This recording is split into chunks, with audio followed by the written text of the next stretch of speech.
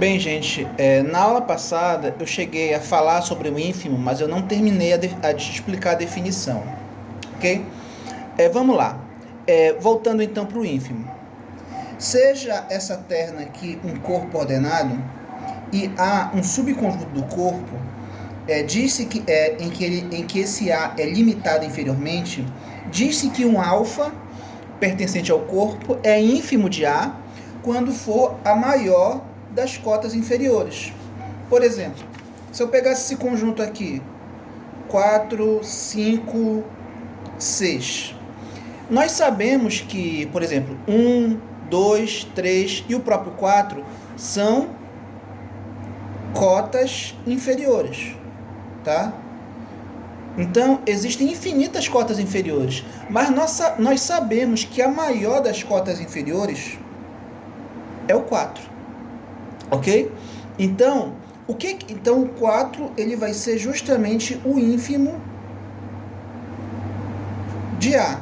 Ou seja, o 4 vai ser a maior das cotas inferiores.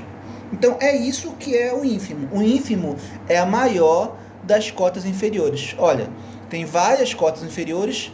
A maior das cotas inferiores é o 4. Ok? Então, colocando aqui, né?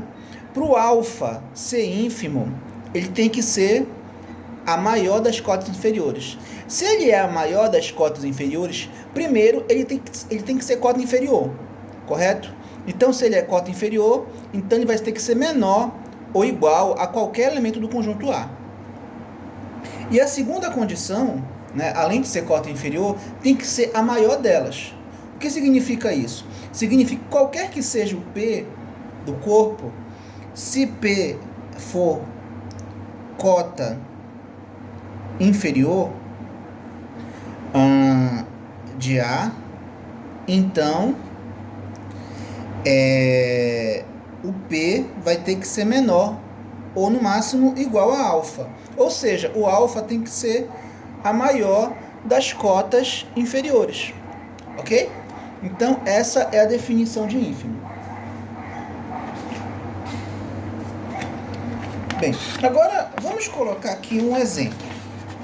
Um exemplo para a gente resolver, tá? Vou colocar aqui um exemplo. Vou colocar aqui. Prove que 5 é o supremo. Prove que 5 é o supremo do conjunto, vou chamar de conjunto B, x pertencente ao corpo, tal que x é menor que 5. Então, repara que aqui eu não quero só dizer, por exemplo, eu olho para esse conjunto, eu estou vendo que o 5 é a menor das cotas superiores. Ou seja, eu estou vendo que o 5 é supremo. Só que não basta eu ver, eu tenho que provar. Eu tenho que provar que o 5 é a menor das cotas superiores. Ou seja, eu tenho que provar que o 5 é o supremo. Então, como é que eu provo isso? Primeira coisa, eu tenho que provar que ele é cota superior, né? Então, vamos lá. Seja o conjunto B igual a x pertencente ao K, tal que x é menor que 5, note que, vou colocar assim, para todo Bzinho pertencente a B, eu tenho que B é menor que 5, né? Porque se o Bzinho pertence ao conjunto B, o que é o B? O B é o conjunto dos elementos que são menores que 5. Então, se o Bzinho pertence a B, então ele é menor que 5. Ok? Tá. Dando continuidade. A gente pode pensar assim, olha. Daí, se o B é menor que 5, isso implica que o B é menor que 5 ou o B é igual a 5. Por que eu coloquei isso aqui? Porque eu posso, tá? Eu posso colocar o que eu quiser aqui, já que tem um ou. Se isso aqui é verdadeiro e colocar um ou, tudo que eu colocar aqui, não importa se for verdadeiro ou falso, isso aqui tudo vai ser verdade. Mas por que eu coloquei essa igualdade? Porque Isso aqui é a mesma coisa que menor ou igual. Então, logo, eu posso concluir que qualquer que seja Bzinho pertencente a B, eu vou ter que B é menor ou igual a 5. Ok? Então, o que isso significa? Ao colocar assim, ou daí, 5 é cota superior de B. Ou seja, eu cheguei à conclusão que 5 é cota superior de B. Por que eu estou vendo que o 5 é cota superior de B? Porque eu estou vendo que qualquer que seja o elemento de B, esse elemento é menor ou igual a 5. Então, o 5 é cota superior. Então, a primeira parte da demonstração já foi feita. Qual é o meu objetivo? É provar que o 5 é supremo. Provar que o 5 é supremo é provar que o 5 é a menor das cotas superiores. Para provar que o 5 é a menor das cotas superiores, primeiro eu tenho que provar que o 5 é cota superior. Agora, que eu já provei que o 5 é cota superior, eu vou mostrar que o 5 é a menor dessas cotas. Então, vamos lá.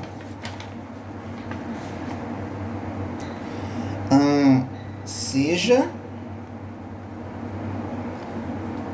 P pertencente a K uma cota superior arbitrária de A. Já não de B, né? Deixa eu apagar aqui. Eu estou trabalhando com o conjunto B. Ok?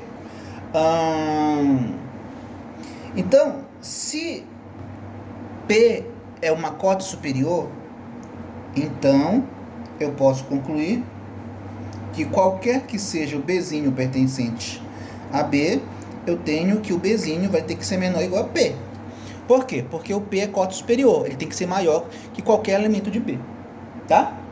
Agora, qual é o meu objetivo? O meu objetivo é provar que o 5, né? O meu objetivo é provar que o 5 é a menor dessas cotas superiores. É a menor das cotas superiores. Então, se eu quero provar que o 5 é a menor, então vamos fazer o seguinte. Suponhamos, por absurdo, que o 5 é maior do que P. Ou seja, eu estou negando aquilo que eu quero provar. O que eu quero provar? Eu quero provar que o 5 é a menor das cotas superiores. E aqui eu estou supondo por absurdo que o 5 não é a menor. Ou seja, existe um P que é menor ainda. Ok? Então, eu vou usar essa hipótese absurda e vamos ver onde é que ela vai me levar. Ok? Vamos lá. Se P for menor que 5, isso vai implicar... Eu vou fazer o seguinte, eu vou somar membro a membro por P, tá bom? Somo por P de um lado, somo por P do outro. Agora vai ficar assim, P mais P, 2P. Ok? Agora, eu posso fazer o seguinte, eu vou multiplicar por meio, membro a membro. Quando eu multiplico por meio, membro a membro, o que vai acontecer? Eu posso cancelar esse meio com esse 2. Vou colocar aqui primeiro, usar a primeira associativa sobre 2, né? Aí cancela, vai ficar igual a 1 vezes... Perdão, é o contrário.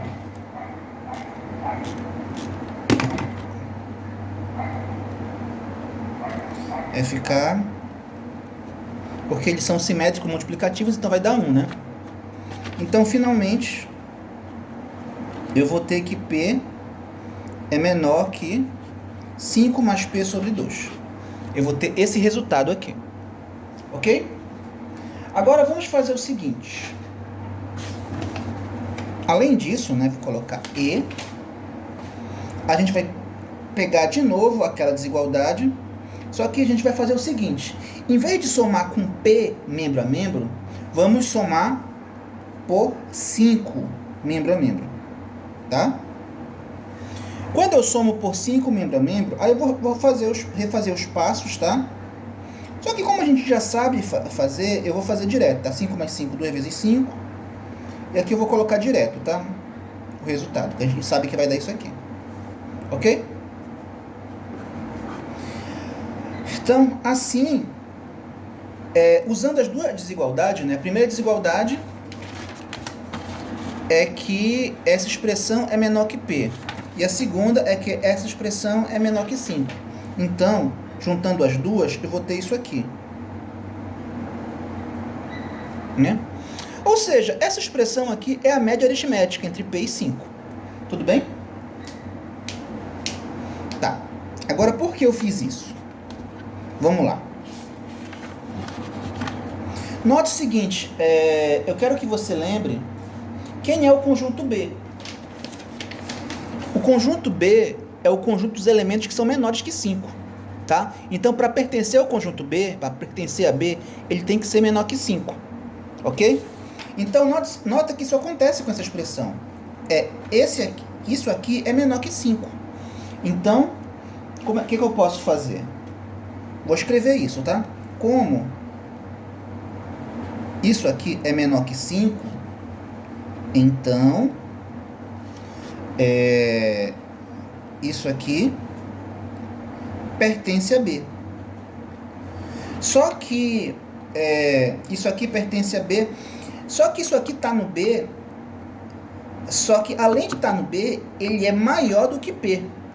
Só que isso é uma contradição. Por que isso é uma contradição? Porque o P deveria ser, né? Deveria ser uma cota superior. Vou colocar aqui. O P deveria ser uma cota superior de B. Então, se o P é uma cota superior, não poderia existir nenhum elemento de B que o supere. Então, aqui eu tenho uma contradição. Então, vamos lá. Como essa expressão aqui é menor que 5, então essa expressão é menor que B. Aí eu vou escrever. O que é uma contradição.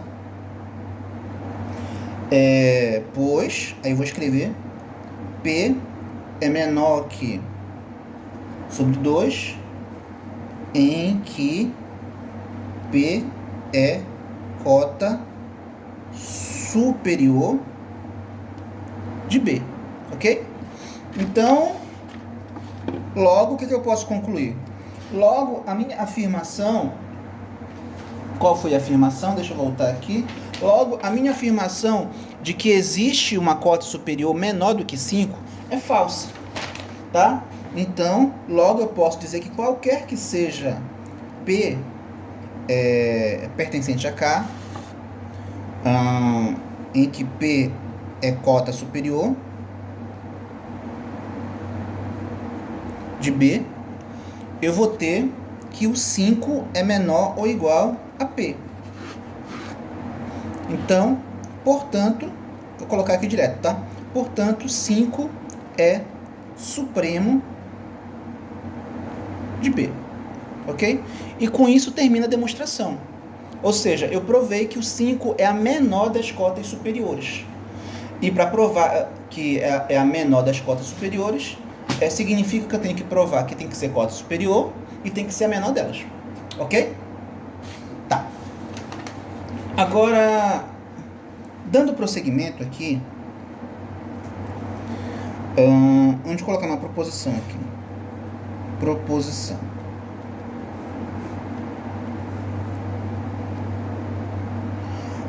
O supremo, vou colocar aqui, o supremo de um conjunto não vazio limitado superiormente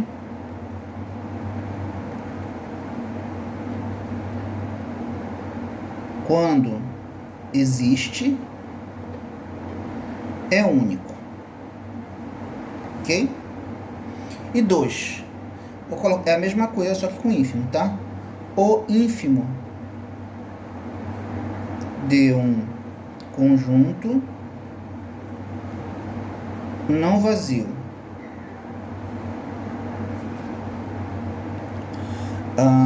limitado inferiormente.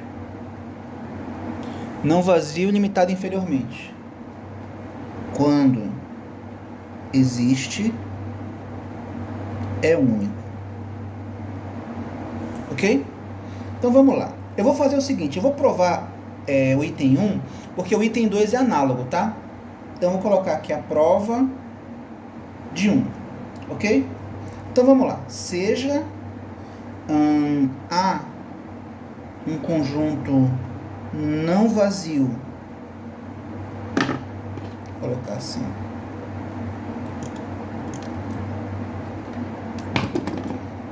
Não vazio e limitado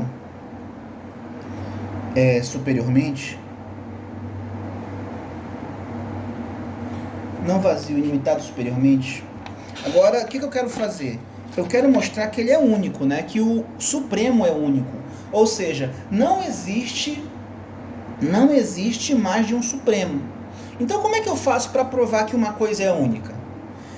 Como é que eu faço para provar que uma coisa que tem uma determinada propriedade é única? Eu vou fazer assim. A gente sempre faz assim. A gente supõe que existem duas coisas que satisfazem, que possuem aquela propriedade, e eu vou mostrar que essas duas coisas, na verdade, é a mesma coisa. Ou seja, é única. Tá bom? Então vamos lá. É isso que vamos fazer. Sejam alfa e beta pertencentes a K, supremos de A. Ou seja, eu peguei alfa e beta e disse que eles são supremos de A. Então o meu objetivo é mostrar que se eles são supremos, eles têm que ser o mesmo elemento. Por quê? Porque só tem um supremo, é isso que eu quero provar. Provando que eles são iguais, eu vou estar provando que só existe um supremo. Ok? Então vamos lá.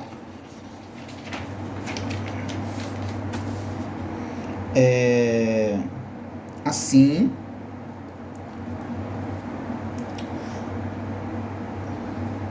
alfa e beta são cotas superiores de A, né? Se eles são supremos, eles são cotas superiores, correto? Já que o supremo é a menor das cotas superiores. Tá. Como alfa é supremo,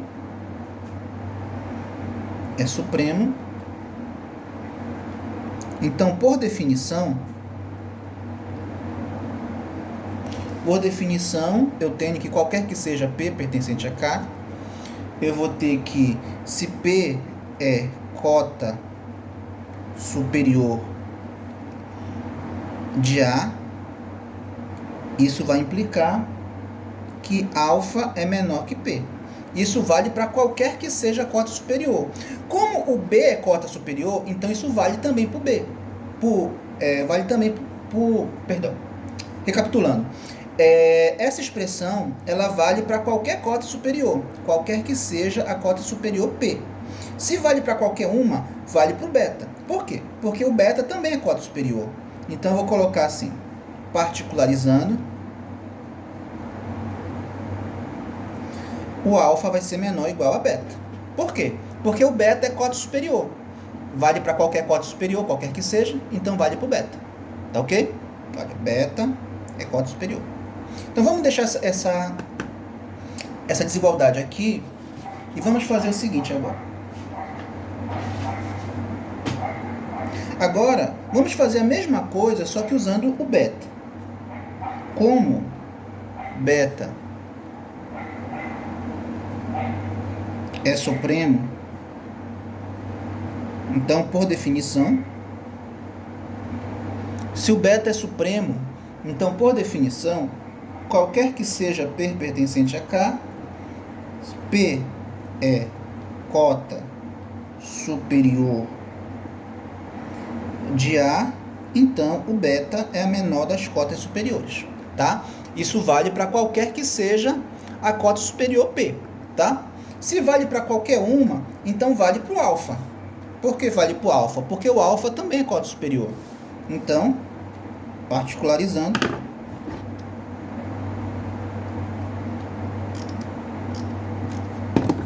Então, particularizando, eu posso dizer que o beta é menor ou igual a alfa, tá? Então, o que eu fiz? Eu provei que que o alfa é menor ou igual a beta e que beta é menor ou igual a alfa. Então, vou colocar assim como o alfa é menor ou igual a beta e o beta é menor ou igual a alfa, então o alfa é igual a beta. Eu lembro que eu até já provei essa propriedade, né, quando nós estávamos estudando corpos ordenados, né? Se A é menor ou igual a B e B é menor ou igual a A, então A é igual a B, né? Ok. Então, como queríamos demonstrar, ok? Agora, essa 2 aqui, você pode fazer como exercício, tá bom?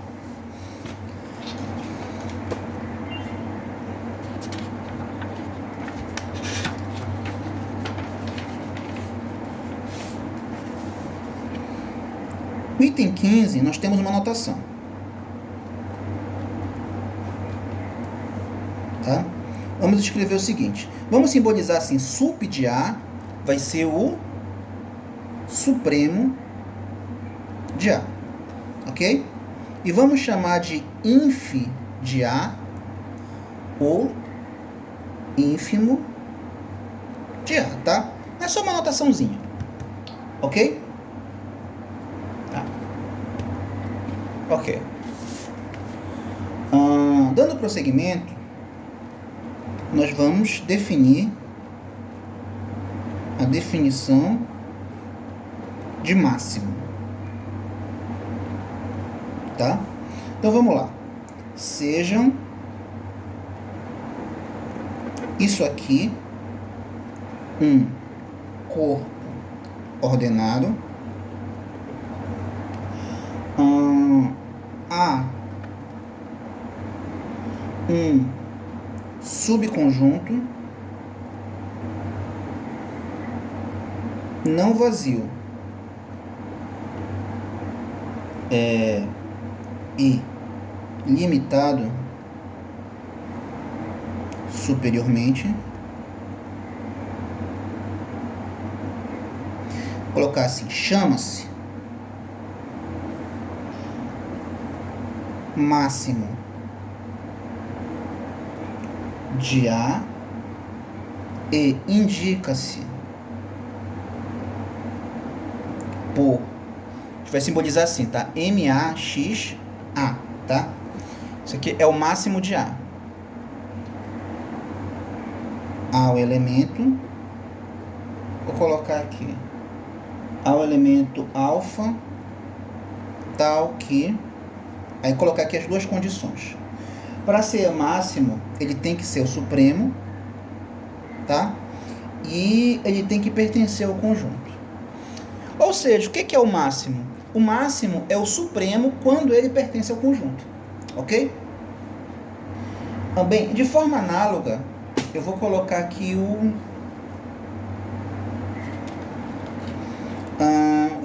vou primeiro, antes de colocar o análogo, né? Deixa eu colocar um exemplo.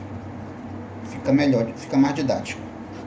Por exemplo, se eu pegar esse conjunto A aqui, x pertence a K, tal que x é menor ou igual a 2. E o item B, eu tenho que x pertence a A, tal que x é menor ou igual a 2. Nesse conjunto A, o que tu pode analisar?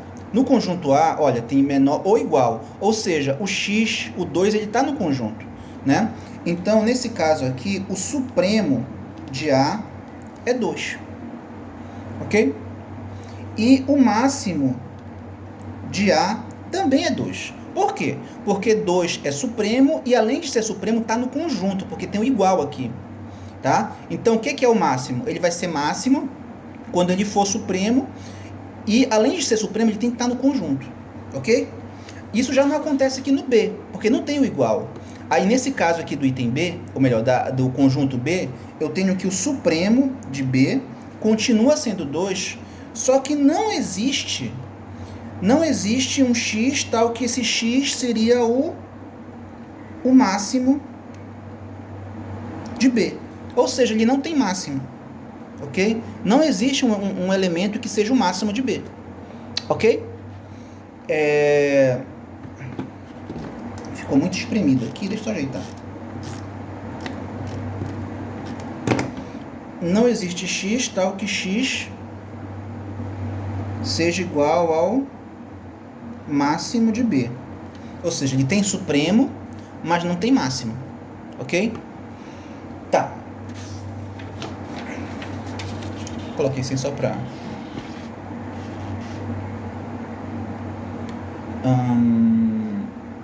Tá bom. Agora, vamos falar sobre o mínimo. Definição de mínimo. É análogo, tá? Sejam um corpo ordenado, A contido em K um subconjunto não vazio, limitado inferiormente,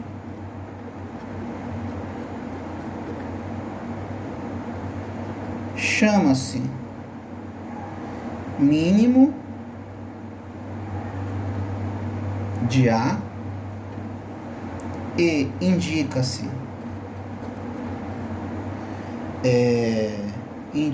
por assim, mini A, ok? O elemento alfa tal que, bem, aí o alfa tem que estar no ínfimo e ele tem que estar no conjunto, ok? Então, assim como o máximo é o supremo quando ele está no conjunto, o mínimo é o ínfimo quando esse ínfimo está no conjunto, ok? Tá. Então, com isso a gente fecha essa aula.